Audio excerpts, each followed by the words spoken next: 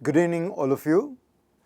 I am so glad that I could reach this stage of recording. Today is the conclusion talk. I'm going to call it Making Paper Pumpkins Work for DS Towards a Moral Politics of Vulnerability. Paper pumpkins? Well, I'm inspired by this Tamil proverb, Etu Soroka Karikodal. They say Etu means paper, pumpkin.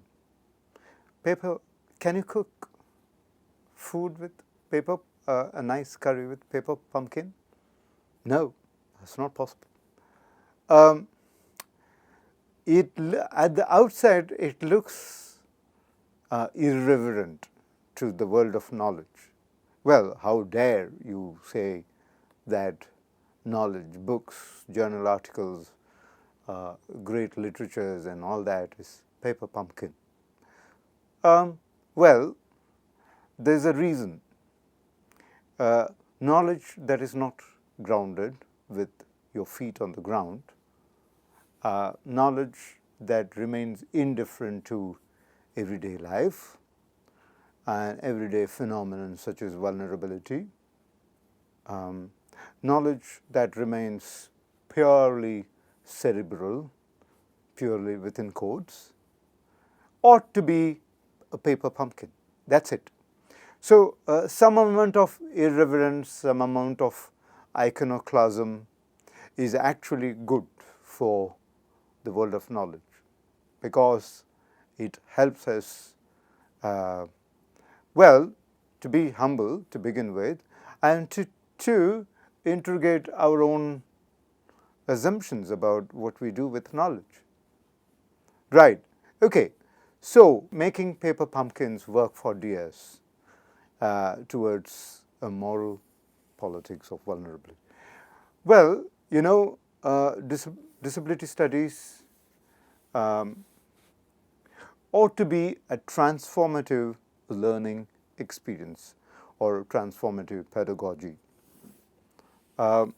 Why? Because it has so much resources for it to be transformative. What is transformative? One that which does not say my boundary ends here. I am more than what I am. The scope of DS, especially its,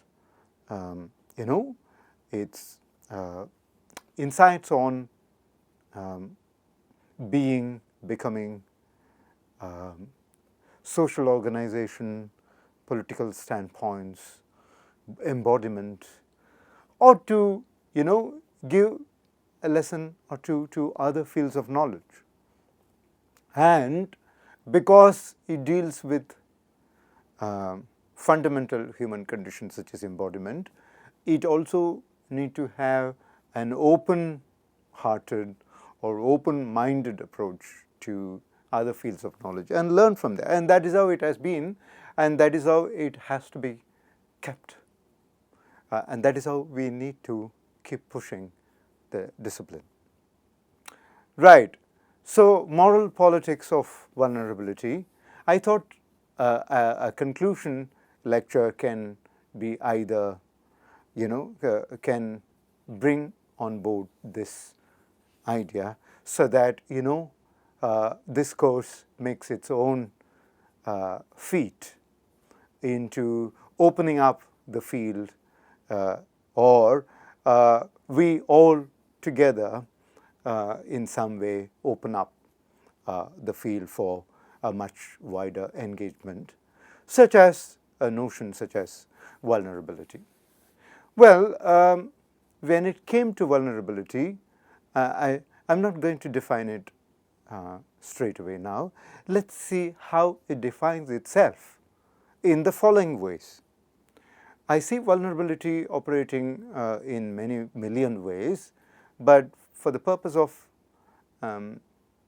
achieving some clarity, let's say that it emerges at the realms of intimate or pre pre-contractual level, contractual environments, and narrative environments. These are the three strands I'm going to talk about, so that I can think loudly with you about how LCDS or DS can incorporate vulnerability across the board.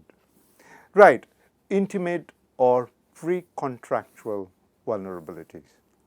Well, intimacy can happen pre-contractually or engage contractually too, such as marriage. But what happens between two people, it's hard for visible phenomenon.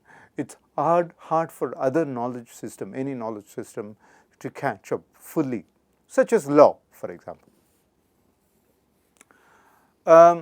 To begin with, in a pre-contractual or intimate setting, vulnerability can happen in the following ways. One, I would say, volatility in judgment. For example, one can get in, for example, a space like domesticity. Domesticity is not a calculus. One cannot, I will say it again, one cannot get into it as an adult, for example, with full analysis of it. No way. So, a simple volatility, this and that, hither and thither, back and forth, in judgment can make one vulnerable. And when does one become volatile? Well, volatility is a human phenomenon. It can happen anytime, all the time, any space, to anyone, no matter how neurotypical one is. Okay? Second kind of intimate spaces, it can happen what I call deficient belongingness. To illustrate this point about vulnerability that comes with deficient belongingness, one can seek recourse to a concept such as access intimacy. Mia Mingus defines access intimacy as a sort of chemistry, a sort of comfort between two people, between A and B, so that there is on the basis of access. For example, suppose I go with my friend to, say, an art gallery, and I take that friend every time I go to an art gallery. Well, then, it's quite possible that we develop some kind of intuitive understanding. She will exactly say how much, she will exactly say what need to be said about an art piece there. Not profuse description, and not very sketchy as well. Just sufficient amount of description, just sufficient amount of care, just sufficient amount of emphasis on a particular thing, and so on. Well, this is ideal. Sometimes access intimacies can be compulsive, meaning somebody who gives care, or somebody who in a care relationship, both the disabled and non-disabled, due to power dynamic, the intimacy can become compulsive, meaning it can become routine, it can become overwhelming, it can become toxic. And for outside people who look at that companionship based on access or based on private domestic setting, they may look ideal. Oh wow, what companions, great, yeah, that kind of thing. But it can be deficient belongingness, because it's no more based on two adults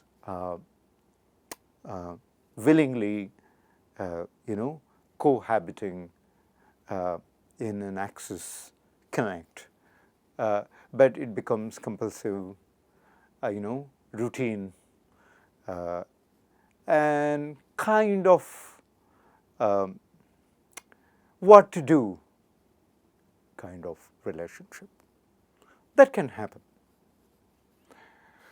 And third kind of intimate or pre-contractual vulnerability can happen when there is an inner resource crunch.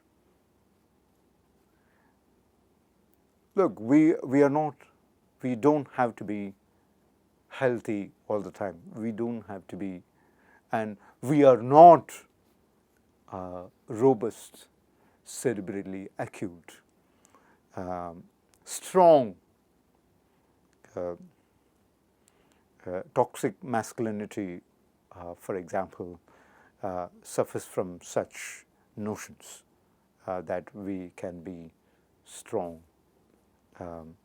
strong shoulder and mind and body, and sound mind and a sound body, and so on. But the reality is there can be inner resources crunch.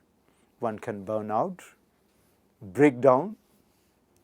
There can be a paucity of well-being from inside, paucity of moral being from inside, and so on.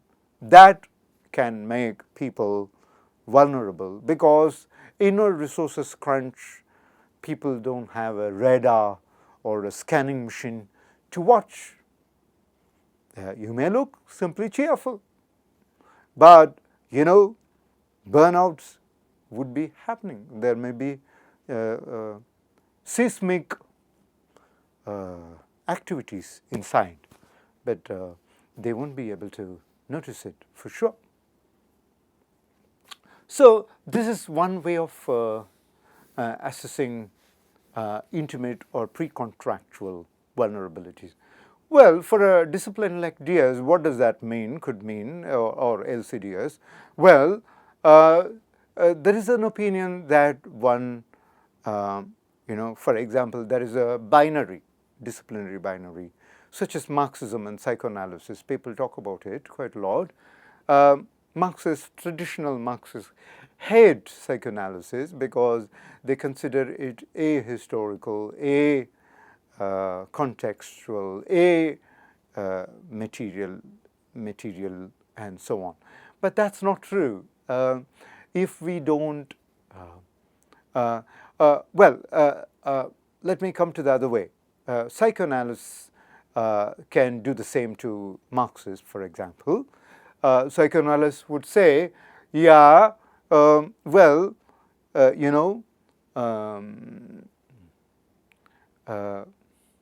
you are resisting such an insight because you have an inner unconscious resistance. So psychoanalysis can be deterministic, universal, behave universally, and for sure people who can give therapy in a private setting can behave the God, and therefore undermining the real material conditions that shape people's sense of vulnerability. All right, both can do to each other.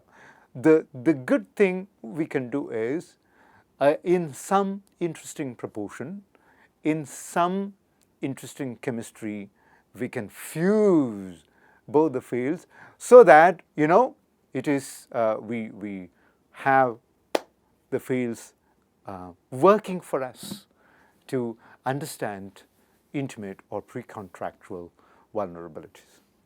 So that's one way to look at the knowledge field to serve us without necessarily getting into binary arguments. Right? Okay, let's move on. Contractual vulnerabilities. Just one or two ways of strands here when it comes. What is a contract? Contract can be legal. Contract between can be an agreement. My relationship between me and the state is a contract. I am a citizen.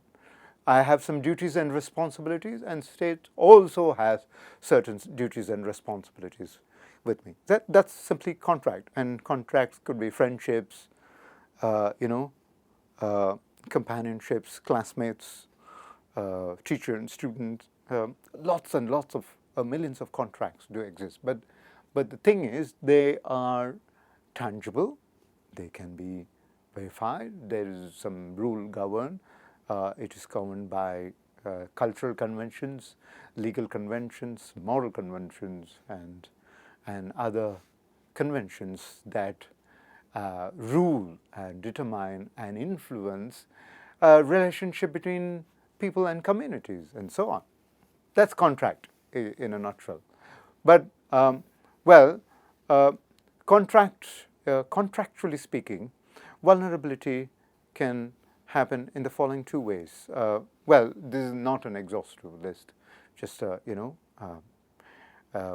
kind of tentative list at the end of this course. Threat to sovereignty. Sovereignty is used by state people who talk about it, but individuals, communities, and collectivities do also have sovereignty. For example, I have right to be. I have a right for my sovereignty of my physical space.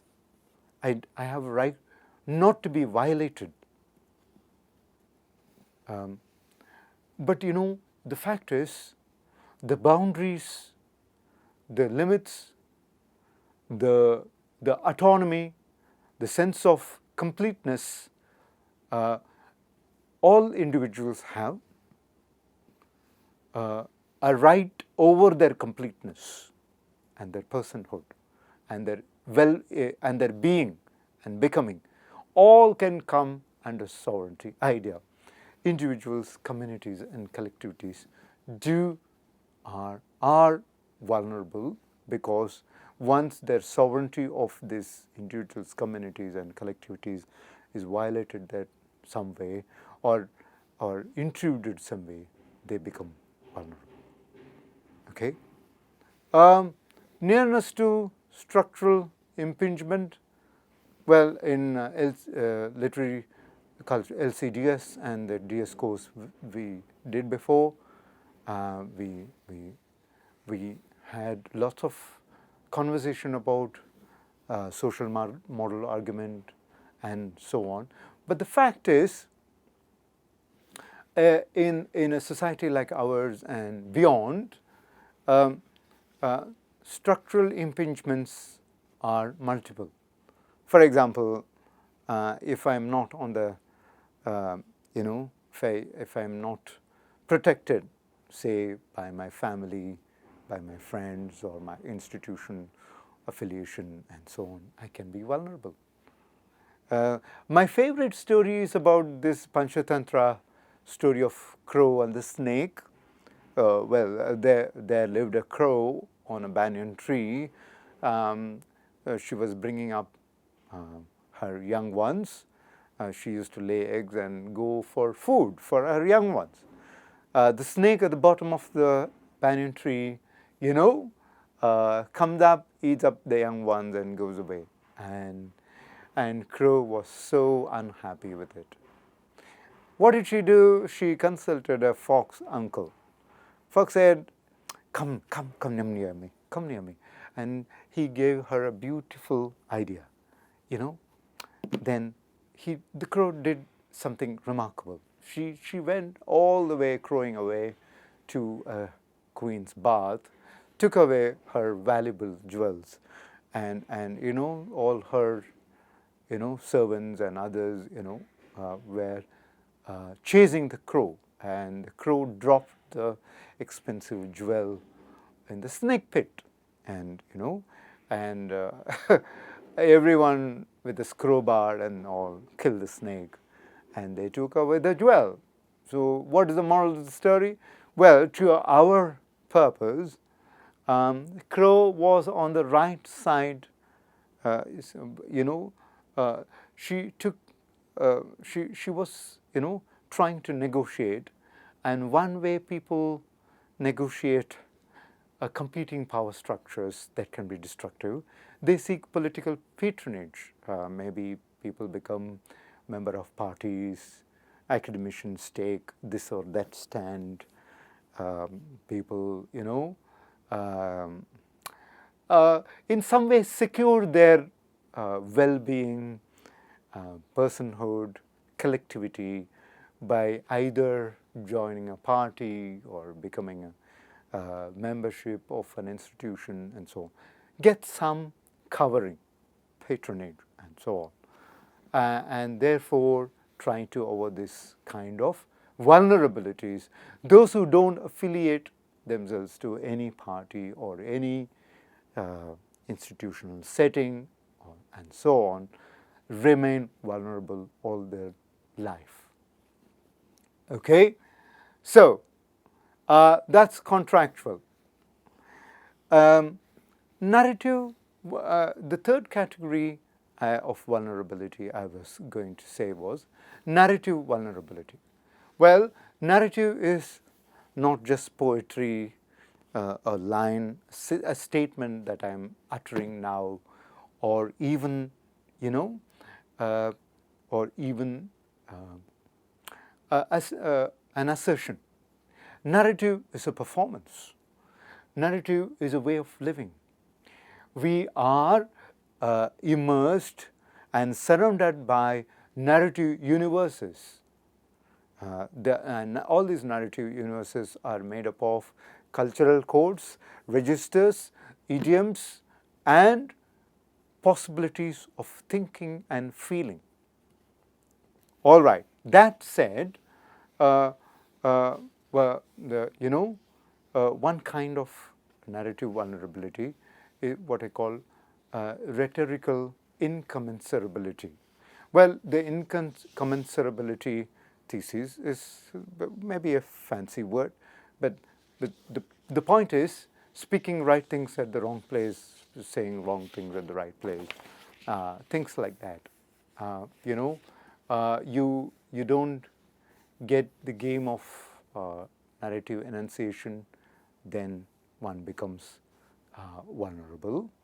For example,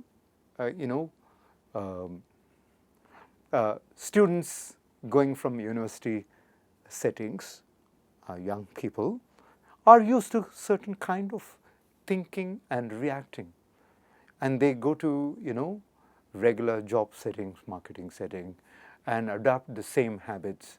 They become vulnerable because university settings are very forgiving, and you have your own people, your own variety, as it were, or type, as it were. But when you go to the town, but that's not how it works.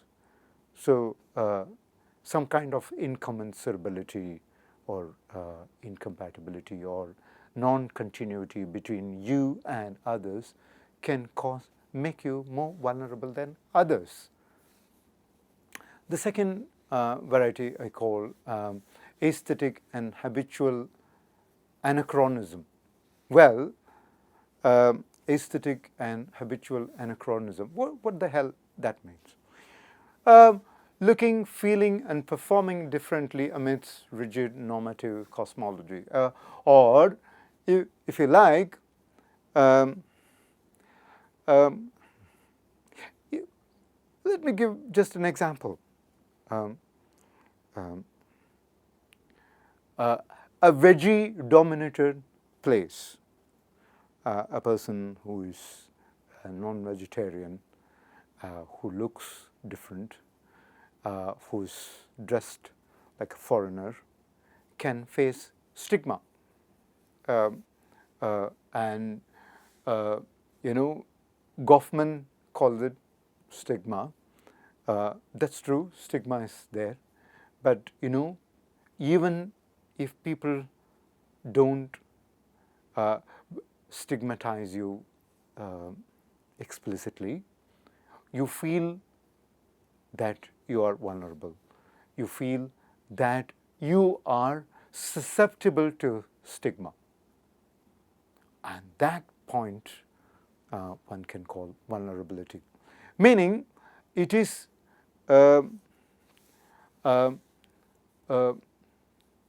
it's habitual anachronism. Being someone, for example, thinking ahead of your time can be anachronistic. It can be dangerous. Lots of poets,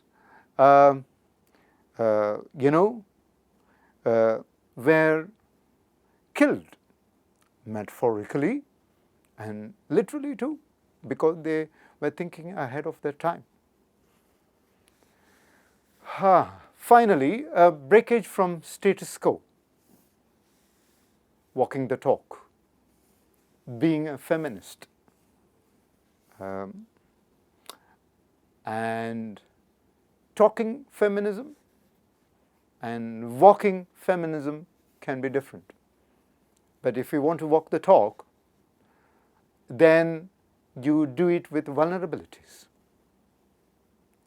And it's time that we talk about vulnerabilities that come with walking the talk. Breakage of status quo. Status quo is fine, but if someone breaks it through or wants to break it through, they become vulnerable. And each context of breakage comes with a different vulnerability point. Okay, my dear friends, we have done this short course well to 12 weeks, 30 hours of engagement. We did the canon question. We did the multilingual problem. We need to, DS must go beyond English anglicized thinking, and sign language definitely, most definitely is a good entry point in that area. Thinking about sign language, thinking ecumenically about sign language is the need of the hour. And then we got into interdisciplinarity, and then so and so on. The point is this: at this conclusion hour, it looks as though I said something new, but that's not new. All I said was, from this point, let's make DS work in a way it's not forced to look inward, look into itself. Look out and look in simultaneously. And one of the ways to do is think very proactively about different contexts, anatomies, and modalities in which vulnerability transpires. Well, a literary way of looking at disability studies, or ethnographic way of looking at DS, which is better, that argument is old, nonsensical, and useless. We need to borrow tools from everywhere. More the tools, better it is. And more we expand, better we will do. One way to do it is vulnerability. There are, I'm sure, many other million ways to do it. Take care, be safe. We are still in the pandemic time. Hope when I meet you during exams and conversation, things will become easier. Be safe, take good care. Thank you.